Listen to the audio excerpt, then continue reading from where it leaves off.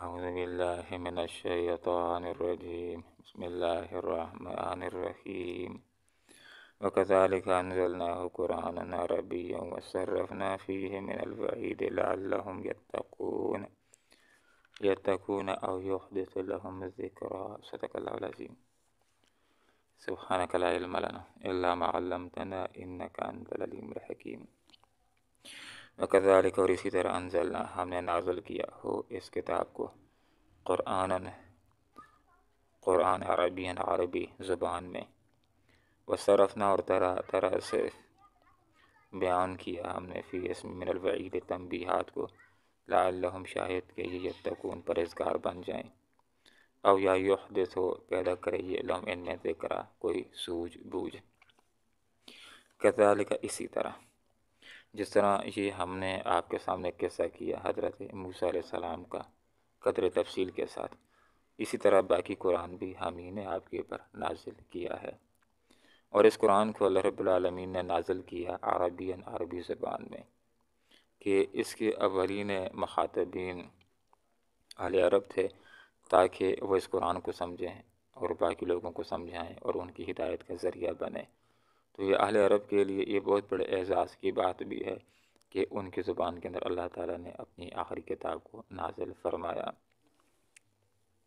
وصرفنا فی من الوعید، دوسری بات یہ ذکر کر دی کہ اس کے اندر ہم نے مضامین کو، تنبیہات کو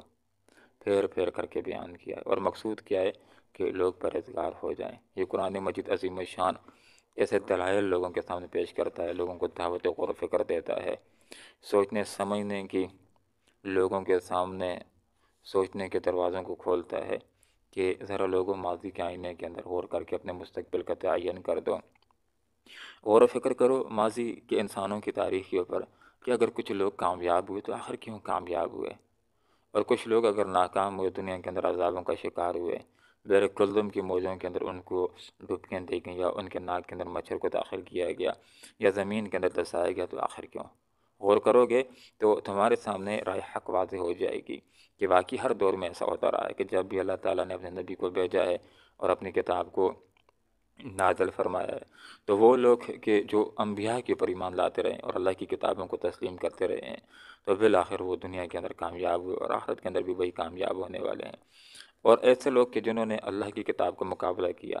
اور اللہ کے انبیاء مقابلہ کیا ہے، تو وہ مقابلہ کرنے والے انسان دنیا کے اندر بھی ناکام ہوئے اور آخرت کے اندر بھی ان کے لیے بہت بری سزا، دوزخ کی سزا اللہ نے تیار کر رکھی ہے. تو قرآن نازل کیا، کس سے نازل کیا ہے؟ اللہ رب العالمین نے نازل کیا ہے. کون لے کر کے آئے ہیں؟ حضرت جبرائیل امین لے کر کے آئے ہیں. کس کے دل مبارک کے اوپر نازل ہوا؟ آپ صلی اللہ علیہ وسلم کے دل مبارک کے اوپر نازل ہوا. اور دوسری بات کہ اس کے اندر اللہ تعالیٰ نے مضامین کو پھیر کر بیان کیا ہے. مقصد یہ ہے کہ ایک ہی بات جب ایک زاویے سے سمجھائی جاتی ہے، سمجھ نہ آئے دوسرے زاویے سے سمجھائی جاتی ہے، سمجھ آ جاتی ہے. تو قرآن کے نازل کرنے کا مقصود بھی ہے کہ لوگ ماضی کے آئینے کے اندر غور و فکر کریں اور اپنی اصلاح کر لیں اور بہتر زندگی گزاریں، اور آخرت کے اندر ان کے لیے بہتر زندگی جنت کی صورت میں ہو. فتعالی بزرگ و برتر اللہ تعالیٰ الملک الحق، جو بادشاہ حقیقی ہے کہ دنیا کے جو عارضی بادشاہ ہیں، ایک وقت ایسا آنے والا ہے کہ یہ عارضی جو بادشاہ ہیں، ان کی بادشاہیاں بالکل ختم ہو کر کے رہ جائیں گی، اور اللہ تعالیٰ اعلان فرمائے گا لمن الملک اليوم، آج کس کی بادشاہی ہے. تو اب بھی حقیقی بادشاہ اللہ رب العالمین ہے، اور اس وقت اللہ تعالیٰ کی حقیقی بادشاہی بالکل آشکارا ہو جائے گی کہ سارے بادشاہ ہمارے پڑے ہوں گے، گنگ پڑے ہوں گے، اور اللہ تعالیٰ خود ہی اعلان فرما لے گا کہ للہ الواحد القہار، آج ایک اکیلے قہار ذات کی بادشاہی ہے. ولا تعجل بالقرآن، آپ صلی اللہ علیہ وسلم کی یہ عادت مبارکہ تھی کہ جب جبرائیل امین وہی لاتے اور آپ صلی اللہ علیہ وسلم کے سامنے وہی پڑھتے، تو آپ صلی اللہ علیہ وسلم ان کے ساتھ تیز پڑھنے کی کوشش کرتے، یاد کرنے کی کوشش کرتے. تو یہاں پر آپ صلی اللہ علیہ وسلم کو ہدایت دی گئی، وہی کو لینے کی ہدایت، کہ جس وقت جبرائیل امین آپ کے سامنے آ کر قرآن بیان کریں، قرآن کو پیش کریں، آپ تک وہی پہنچائیں، تو آپ پوری توجہ کے ساتھ ان کی وہی کو سنیں. باقی تمہارے دل کے اندر اس کو جمع کرنا، اور پھر اس کا مطلب تمہیں سمجھانا، پھر اس کے بیان کرنے کا فہم آپ کو سمجھانا، اللہ نے فرمایا یہ میرے ذمہ ہے. لہٰذا آپ کو اس بات کو کوئی اندیشہ نہ ہو کہ وہی مجھ کو سنا دیں گے تو میں بھول جاؤں گا، اس لیے آپ ساتھ اور جلدی یاد کرنے کی کوشش کرتے ہیں. ایسے نہ کریں. جب وہی سنائی جائے تو خاموشی کے ساتھ سنیں. باقی ذمہ داری اللہ نے لے لی ہے کہ آپ کے دل کے اندر اس کو جمع کرنا، اس قرآن کا آپ کو فہم سکھانا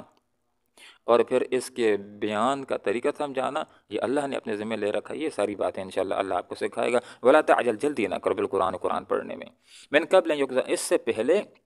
کہ پوری پہنچے الیک آپ کو وحی، اس کی وحی، جب تک وہی آپ کو سنائی جا رہی ہے تو آپ جلدی جلدی پڑھنے کی کوشش نہ کیجیے، بلکہ پوری توجہ کے ساتھ آپ اس وحی کو سنیے، ہاں، اور پھر وحی کو سن بھی لیجیے اور دعا اللہ تعالیٰ سے یہ کیا کرے، ربی زدنی علما، اے اللہ میرے علم کے اندر اضافہ فرما۔ تو اللہ تعالیٰ نے آپ صلی اللہ علیہ وسلم کے شوق کی حوصلہ افزائی بھی فرما لی کہ آپ صلی اللہ علیہ وسلم جلدی جلدی کیوں پڑھنے کی کوشش کرتے ہیں، تاکہ علم حاصل ہو، تاکہ جو علم حاصل کرو وہ یاد رہے، سیکھنے کی کوشش کرتے ہیں اور علم کے اندر اضافے کی کوشش کرتے ہیں۔ تو فرما لیا کہ آپ کو یہ جو شوق ہے کہ علم کے اندر اضافہ ہو، یہ بڑا پیارا شوق ہے، اور اس کے لیے آپ اللہ تعالیٰ سے دعا بھی کیا کیجئے کہ اللہ میرے علم کے اندر اضافہ فرما۔ تو علم کے اصول کے لیے ہمیں کوشش کرنی چاہیے۔ آپ صلی اللہ علیہ وسلم نے ارشاد فرمایا، العلماء ورثۃ الانبیاء، کہ جو علماء ہیں وہ انبیاء کے وارثین ہیں۔ آپ صلی اللہ علیہ وسلم جب دنیا سے رخصت ہوئے،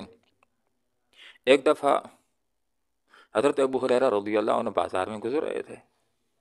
دیکھتے کیا کہ کچھ لوگ ہیں خرید و فروخت کے اندر لگے ہوئے، تو کہا کہ مسجد میں تو اللہ کے رسول کی میراث تقسیم ہو رہی اور آپ لوگ یہاں خرید و فروخت میں لگے ہوئے ہیں،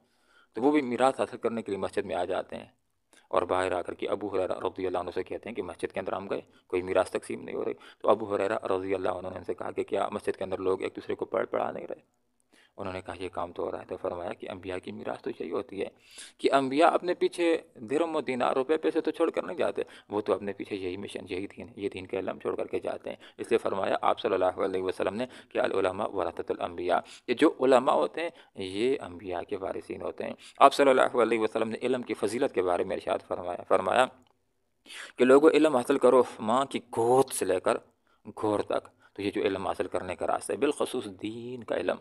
اس کا تو کوئی وقت ہی نہیں، جس وقت انسان چاہے بوڑھا ہو جائے تب بھی اس کو دین کا علم سیکھنا چاہیے۔ آپ صلی اللہ علیہ وسلم نے ارشاد فرمایا تفقہوا فی الدین، دین کو سمجھنے کی کوشش کرو۔ ایک حدیث میں آپ صلی اللہ علیہ وسلم نے بیان فرمایا کہ من یرد اللہ بہ خیرا یفقہہ فی الدین، کہ اللہ تعالیٰ جس بندے کے بارے میں بھلائی کا ارادہ فرماتا ہے تو اللہ تعالیٰ اس کو اپنے دین کی سمجھ دے دیتا ہے، اپنے دین کے علم دے دیتا ہے، اس کی سوجھ بوجھ دے دیتا ہے۔ آپ صلی اللہ علیہ وسلم نے علم کی فضیلت کے بارے میں ارشاد فرمایا کہ لوگوں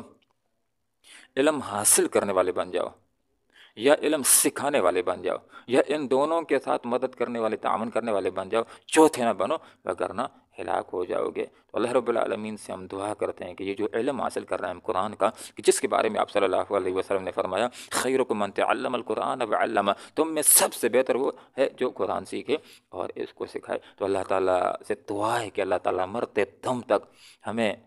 قرآن سیکھنے سکھانے کی توفیق عطا فرمائے۔ آپ صلی اللہ علیہ وسلم نے یہ بھی ارشاد کہ جو آدمی علم حاصل کرنے کے راستے کے اوپر لگ جاتا ہے تو اللہ تعالیٰ جنت کے راستے اس کے لیے آسان کر دیتے ہیں۔ جو لوگ دین